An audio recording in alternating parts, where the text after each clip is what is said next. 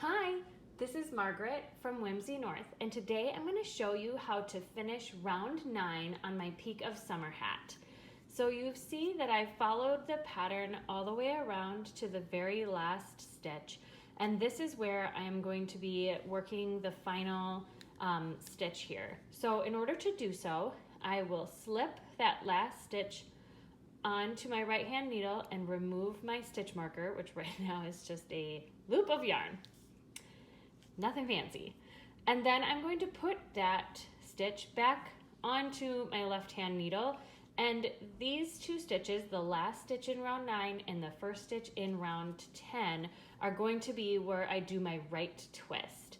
So again, in order to do my right twist, I knit into the front of the second stitch. So I skip the first, knit the second, leaving that on my needle.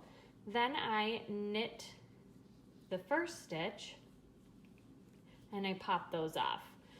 Now you'll see that that is a right twist there, but we have our last stitch of round 9 and our first stitch of round 10 here on my right hand needle.